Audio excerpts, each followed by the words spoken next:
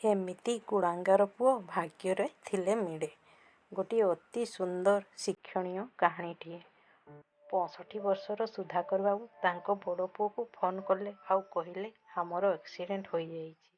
ମୋର ବେଶୀ କିଛି ହୋଇନାହିଁ, ହେଲେ ତୋ ମାଆର ଅବସ୍ଥା ବହୁତ ଖରାପ। କିଛି ଟଙ୍କା ଦରକାର, ଆଉ ରକ୍ତ ବି ଦେବାକୁ ପଡ଼ିବ। ପୁଅ ବାପା, ମୁଁ ଏବେ ବହୁତ ବ୍ୟସ୍ତ ଅଛି। ମୁଁ ଏବେ ଯାଇପାରିବି ନାହିଁ। ମୋତେ ବିଦେଶରେ ଚାକିରି ପାଇଁ ପ୍ୟାକେଜ ମିଳିଛି, ସେହି କାମରେ ହିଁ ବ୍ୟସ୍ତ ଅଛି। ଆଉ ତୁମର ମଧ୍ୟ ସେଇ ସ୍ୱପ୍ନ ଥିଲା ନା? ତୁମେ ଆଉ କେଉଁଠାରୁ ଟଙ୍କାର ବ୍ୟବସ୍ଥା କରିନିଅ, ମୁଁ ପରେ ଦେଇଦେବି। ତାଙ୍କ ବଡ଼ ପୁଅ ଏଇ କଥା କହିଲା, ଯିଏକି ଜଣେ ଇଞ୍ଜିନିୟର ଅଟେ। ତାପରେ ସୁଧାକର ବାବୁ ଫୋନ୍ ରଖି ନିଜ ଦ୍ୱିତୀୟ ପୁଅକୁ ଫୋନ୍ କଲେ, ଯିଏକି ଜଣେ ଡାକ୍ତର ଅଟେ। କିନ୍ତୁ ସେ ବି ଆସିବାକୁ ମନା କରିଦେଲା। କହିଲା, ମୁଁ ଯାଇପାରିବିନି। ମୋ ଶ୍ୱଶୁର ଘରେ ଗୋଟିଏ ବାହାଘରକୁ ଯିବାର ଅଛି। ତୁମେ ଆଉ କେଉଁଠାରୁ ଟଙ୍କାର ବ୍ୟବସ୍ଥା କରିନିଅ। ଏହା କହି ଫୋନ୍ଟି କାଟିଦେଲା। ତାପରେ ସୁଧାକର ବାବୁ ଭାବିଲେ, ସାନ ପୁଅ କୁଳାଙ୍ଗାରକୁ କହିକି କି ଲାଭ? ଯଦି ଏଇ ଦୁଇ ସକ୍ଷମ ପୁଅ ମନା କରିଦେଲେ, ସେ କୁଳାଙ୍ଗାର ବା କ'ଣ କରିବ? ଏହା ଭାବି ଭାବି ଡାକ୍ତରଖାନାରେ ପହଞ୍ଚିଲେ। ତାପରେ ସେହି ପୁରୁଣା କଥାଗୁଡ଼ାକୁ ମନେ ପକାଇବାକୁ ଲାଗିଲେ। ସୁଧାକର ବାବୁ ଜଣେ ସ୍କୁଲ ଶିକ୍ଷକ ଥିଲେ। ତାଙ୍କର 3 ପୁଅ ଆଉ ଗୋଟିଏ ଝିଅ। ବଡ଼ ପୁଅ ଇଞ୍ଜିନିୟର ଆଉ ମଝିଆ ପୁଅ ଡାକ୍ତର।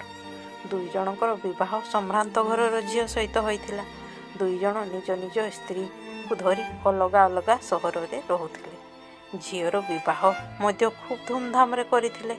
ଆଉ ସବୁଠାରୁ ସାନ ପୁଅ ପାଠପଢ଼ାରେ ଭଲ ନଥିଲା। ତେଣୁ ସୁଧାକର ବାବୁ ତାକୁ ଜମାରୁ ପସନ୍ଦ କରୁନଥିଲେ।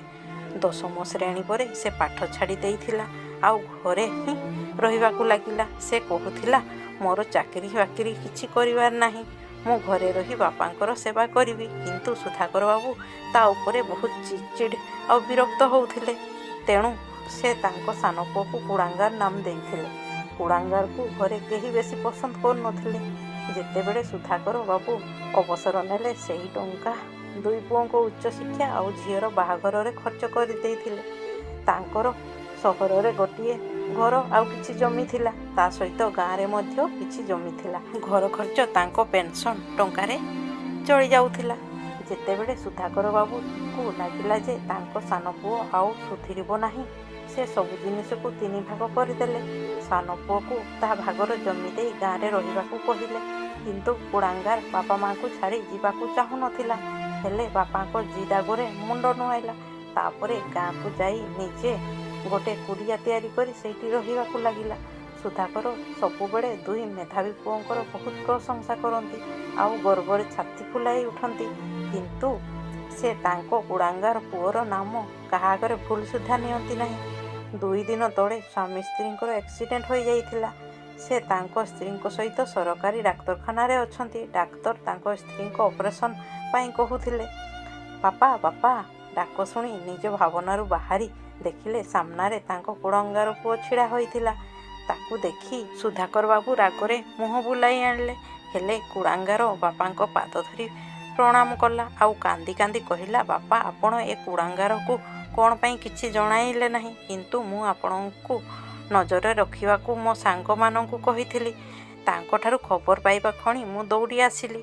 ସୁଧାକର ବାବୁ ମନା କରିବା ପରେ ବି କୁଳାଙ୍ଗାର ତା ମାଆକୁ ଏକ ବଡ଼ ପ୍ରାଇଭେଟ୍ ହସ୍ପିଟାଲରେ ଭର୍ତ୍ତି କଲା ଆଉ ଅପରେସନ୍ ମଧ୍ୟ କରିଲା। ନିଜ ରକ୍ତ ବି ଦେଲା। ତା ସହିତ ଦିନ ରାତି ମାଆଙ୍କର ସେବାରେ ଲାଗି ପଡ଼ିଲା। କିଛି ଦିନ ପରେ ତା ମାଆ ପୁରାପୁରି ସୁସ୍ଥ ହୋଇଗଲେ। ତାପରେ କୁଳାଙ୍ଗାର ହସ୍ପିଟାଲରୁ ବାପା ମାଆଙ୍କୁ ଘରକୁ ନେଇ ଆସିଲା। ସୁଧାକର ବାବୁ କୁଳାଙ୍ଗାରକୁ ପଚାରିଲେ, ଅପରେସନ୍ କରିବାକୁ ଏତେ ଗୁଡ଼ାଏ ଟଙ୍କା କୋଉଠୁ ଆଣିଲୁ? ସେତେବେଳେ ସେ କହିଲା, ସେଇଟା ସରକାରୀ ହସ୍ପିଟାଲ ଥିଲା, ତେଣୁ କିଛି ବି ଟଙ୍କା ଖର୍ଚ୍ଚ ହେଲା ନାହିଁ। ଘରେ ଚାକରାଣୀ ଥିଲା, ତେଣୁ ବାପା ମାଆଙ୍କୁ ସେଠି ଛାଡ଼ି ସେ ଗାଁକୁ ପୁଣି ଫେରିଗଲା। ଧୀରେ ଧୀରେ ସବୁକିଛି ଠିକ୍ ଠାକ୍ ହୋଇଗଲା। ଦିନେ ସୁଧାକର ବାବୁ କୁଳାଙ୍ଗାର କଥା ମନେ ପଡ଼ିଲା। ଭାବିଲେ ତାର ଖବର ନେବେ। ତା ପରଦିନ ସ୍ୱାମୀ ସ୍ତ୍ରୀ ଗାଁକୁ ବାହାରିଗଲେ। 2 ଜଣ ଯେତେବେଳେ କ୍ଷେତରେ ପହଞ୍ଚିଲେ, କୁଡ଼ିଆରେ ତାଲା ଝୁଲିବା ଦେଖି ଚମକି ପଡ଼ିଲେ। ତାଙ୍କ ଜମିରେ ଜଣେ ଲୋକଙ୍କୁ କାମ କରିବାର ଦେଖି ପଚାରିବାରୁ ସେ ଲୋକଟି କହିଲା, ତା ମାଆ ଦେହ ବହୁତ ଖରାପ ଥିଲା, ତେଣୁ ତାକୁ ବହୁତ ଗୁଡ଼ାଏ ଟଙ୍କା ଦରକାର ଥିଲା। ସେଥିପାଇଁ ସେ ତାର ସବୁ ଜମି ବିକ୍ରି କରିଦେଲା ଆଉ ନିଜ ପେଟ ପୋଷିବା ପାଇଁ ଅନ୍ୟ ସହରକୁ ଚାଲିଗଲା। ବାସ୍ ଏହି କୁଡ଼ିଆ ଘରଟି ରହିଯାଇଛି, ଏଇଟା ନିଅନ୍ତୁ ତା'ର ଚାବି। ତାଲା ଖୋଲି ସ୍ୱାମୀ ସ୍ତ୍ରୀ 2 ଜଣ ଭିତରକୁ ଗଲେ। ଦେଖିଲେ ଟେବୁଲ ଉପରେ ଗୋଟିଏ ଲଫାଫା ପଡ଼ିଛି।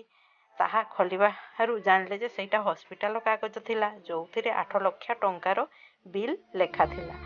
ଏହା ଦେଖି ସୁଧାକର ବାବୁ ତାଙ୍କ ସ୍ତ୍ରୀକୁ କହିଲେ, ବୁଝିଲ ଚାରୁଲତା, ତୁମ ପୁଅ କୁଳାଙ୍ଗାର ତ ଥିଲା, ତା ସହିତ ମିଛୁଆ ବୋଲି ମୁଁ ଆଜି ଜାଣିଲି।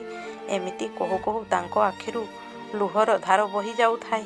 ଆଉ ସେ ଚିତ୍କାର କରି କହିବାକୁ ଲାଗିଲେ, ତୁ କୁଆଡ଼େ ଗଲୁରେ କୁଳାଙ୍ଗ, ନିଜ ବାପା ମାଆଙ୍କୁ ଛାଡ଼ି। ଥରେ ତୁ ଘରକୁ ଫେରିଆସ, ମୁଁ ତୋତେ ଆଉ କୁଆଡ଼େ ଛାଡ଼ିବିନି। ଏହା କହି ସ୍ୱାମୀ ସ୍ତ୍ରୀ 2 ଜଣ ବହୁତ ଜୋରରେ କାନ୍ଦିବାକୁ ଲାଗିଲେ। ଆଉ ସେମାନେ ସେତେବେଳେ ବୁଝି ଯାଇଥିଲେ ଯେ ଏମିତି କୁଳାଙ୍ଗାର ପୁଅ ଭାଗ୍ୟର ଥିଲେ ହିଁ ମିଳେ। ସେହିଦିନଠାରୁ ଆଜି ଯାଏଁ କୁଳାଙ୍ଗାର ପୁଅର ବାଟକୁ ଚାହିଁ ବସିଛନ୍ତି।